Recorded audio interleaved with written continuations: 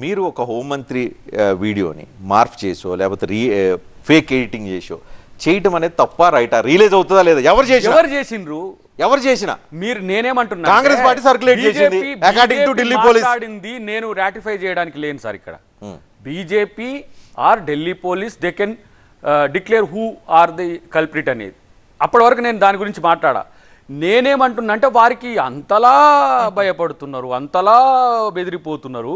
మరి మీరు మాట్లాడేటప్పుడు జాగ్రత్తగా మాట్లాడాలి కదా. ఈ దేశ ప్రధానమంత్రి కదా మీరు.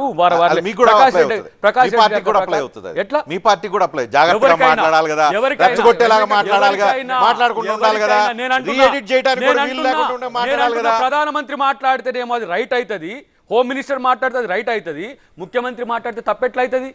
అంటే ముఖ్యమంత్రి అంటే మీకు సవాల్ ఏంటండి? మీరు మీ ఆలోచన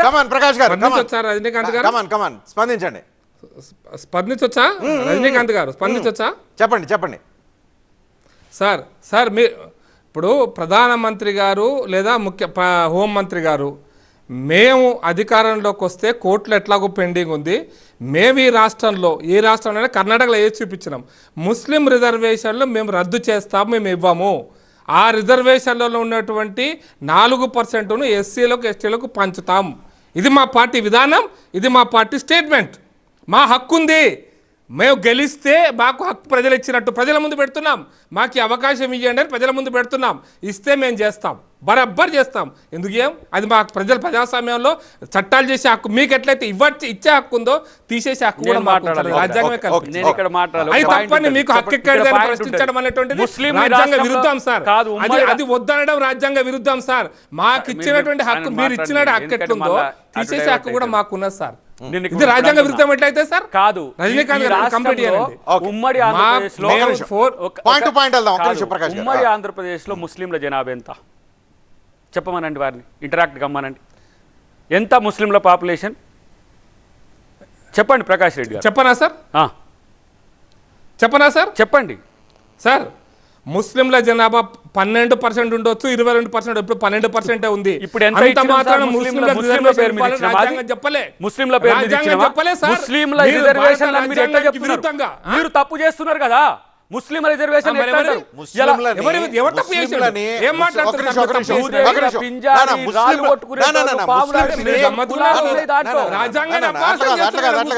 మతపరమైన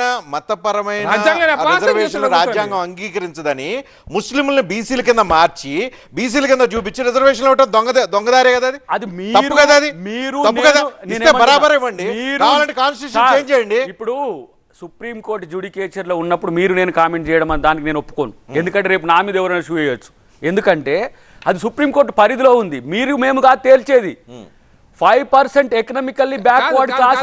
ఒక నిమిషం ప్రకాష్ రెడ్డి గారు, ఇది this is not good way.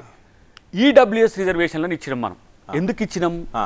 ఈ దేశంలో పేరుకు అగ్రవర్ణాలుగా ఉన్నా వాళ్ళలో ఆర్థిక వెనుకబాటుతనం ఉన్నది కాబట్టి వాళ్ళకు రిజర్వేషన్లు ఇవ్వాలని ఒక మంచి ఆలోచన మోడీ చేసిండు.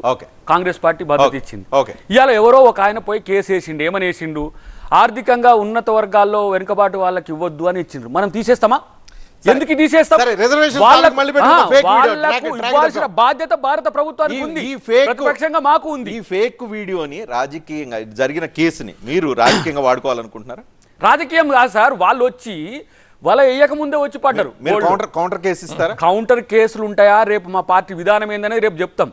ఇప్పుడు ఢిల్లీకి ఇప్పుడు ప్రభుత్వం లేదు, కేజ్రీవాల్ని అక్రమంగా జైల్లో పెట్టిండ్రు. ఇక్కడ ఉన్నది కదా ప్రభుత్వం. దీని మీద కూడా ఢిల్లీ పోలీసుతో ఇలా ఏదో డామినేట్ చేయాలని చూస్తున్నారు. కానీ మీరు అన్నట్టు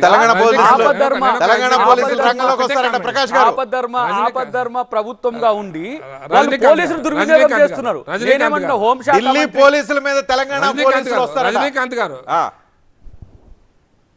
రజనీకాంత్ గారు ఢిల్లీ ఒక్కటే కాదు, అన్ని రాష్ట్రాల్లో ఈ రాష్ట్రం ఆ రాష్ట్రం అని లేదు. కాంగ్రెస్ పార్టీ ఎక్కడెక్కడైతే వైరల్ చేసిందో ఈ ఫేక్ వార్తను, హోమ్ మినిస్టర్ గారి యొక్క ఫేక్ వార్తను వైరల్ చేసిందో అన్ని రాష్ట్రాల్లో కేసులు బుక్ అవుతాయి. ఈ రాష్ట్రమే కాదు, చట్టానికి ఎవరు అతీతులు కాదు. చట్టం ప్రకారం వాళ్ళు మాట్లాడాల్సిందే, రాజ్యాంగం ప్రకారం వాళ్ళు మాట్లాడాల్సిందే. చట్టానికి అతీతంగా రాహుల్ గాంధీ ఏ విధంగా నిలబడి క్షమాపణ చెప్పాడో రాహుల్ దీనికి గాంధీ ఏముంది కోర్టు చెప్పండి. బోర్డు నిలబడి క్షమాపణ ఏముంది చెప్పాడు చెప్పండి. తప్పుడు మాటలు రజనీకాంత్ మాట్లాడినందుకు గారు. రేవంత్ రెడ్డి కూడా చెప్పాల్సిన పరిస్థితి వస్తుంది ఈ రాష్ట్రంలో.